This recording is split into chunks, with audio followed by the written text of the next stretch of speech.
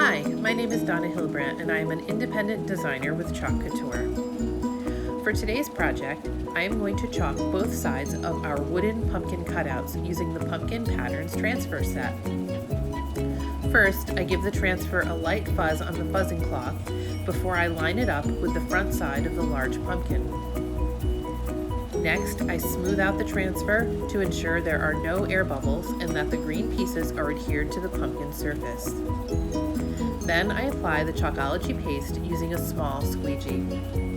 Normally, I would chalk from the outside in, but since we are working on a shape, I will chalk from the center out, covering all the screen with a thin layer of paste. While the chalk is still wet, I will pull the transfer and just look at that amazing result. For the front of the small pumpkin, I am using the polka dot pattern pumpkin.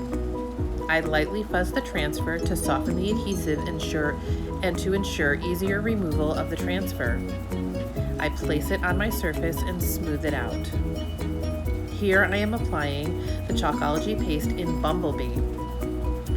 I'm applying it in a thin layer for best results. A little paste really does go a long way.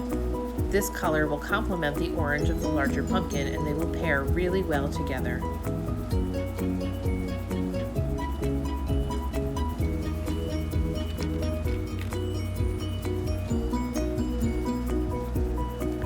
Once the paste is dry, I can flip the pumpkins over to chalk the backs.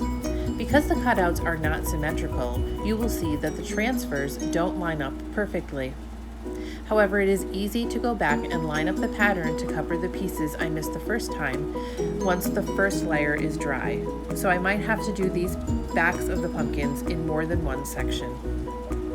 For this larger pumpkin, I am using a dark purple, like our current aubergine chalk paste, to give these back sides a Halloween color theme.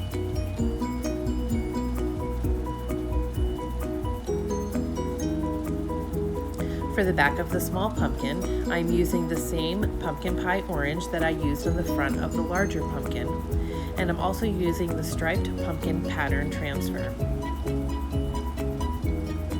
Again, I fuzz my transfer and then I line it up as best I can on the back of this pumpkin. It's always a good idea to give your Chalkology paste a good stir before chalking. On this one, I want you to notice that I don't chalk all the way to the top the first time. I'm going to do this one in two sections.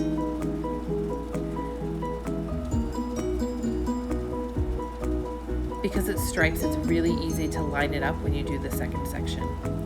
So I let the first layer dry, and then I line up the stripes to chalk the rest.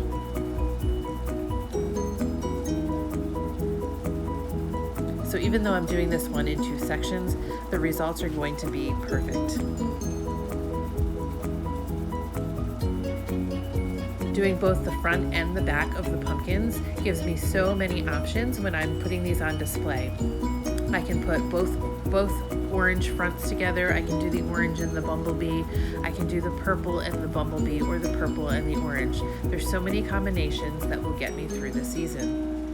And although our pumpkins look amazing on their own, it's really fun to embellish them with ribbons and our chalkable chips.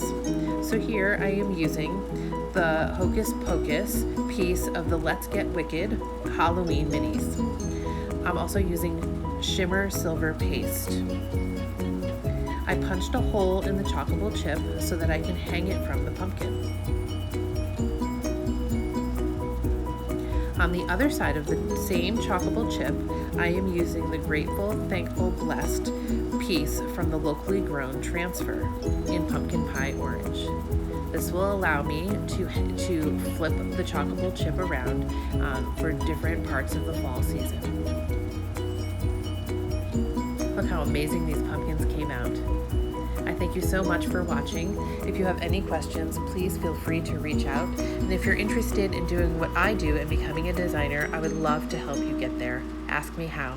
Thanks so much for watching.